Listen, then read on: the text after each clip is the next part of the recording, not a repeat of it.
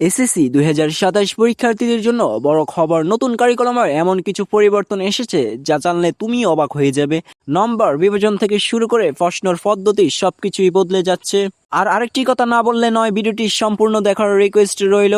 আজকের ভিডিওতে আমরা জানবো নতুন সিলেবাস কেমন, নম্বর বন্টন কিভাবে হবে, প্রশ্নের প্যাটার্নের কি পরিবর্তন আসছে, আর শেষে থাকছে গুরুত্বপূর্ণ কিউএনএ। নতুন কারিকুলামে 2027 সালের এসএসসি নতুন কারিকুলাম অনুযায়ী আগের মতো শুধু মুখস্থ নির্ভর পড়াশোনা আর চলবে না।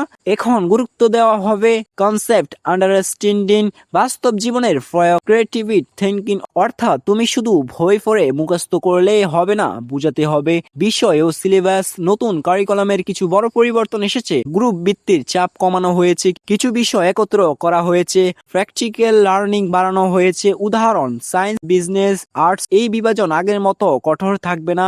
মার্কস ডিস্ট্রিবিউশন সবচেয়ে গুরুত্বপূর্ণ অংশ, নম্বর বন্টন নতুন নিয়মে, অরাইটেন লিখিত, এমসিকিউ নৈর্ব্যক্তিক, প্র্যাকটিক্যাল প্রজেক্ট। এই তিন অংশ মিলিয়ে নম্বর দেওয়া হবে। বড় পরিবর্তন, শুধু এমসিকিউ দিয়ে পাস করা যাবে না, সব অংশে ভালো করতে হবে। প্রশ্নের পদ্ধতিতে এসেছে বড় পরিবর্তন, কমে গেছে সরাসরি মুখস্থর প্রশ্ন, বেড়েছে ক্রিয়েটিভ অ্যানালাইটিক্যাল প্রশ্ন যেমন cause story, situation visit, question, real life problem solving. মানে প্রশ্ন দেখেই বুঝতে হবে কিভাবে অ্যাপ্লাই করতে হবে। নাম্বার 1, সায়েন্স গ্রুপ থাকবে, উত্তর আগের মতো আলাদা গ্রুপ সিস্টেম অনেকটাই পরিবর্তন হবে। নাম্বার 2, পরীক্ষা কি কঠিন হবে, উত্তর কঠিন না, কিন্তু কি স্মার্ট হতে হবে।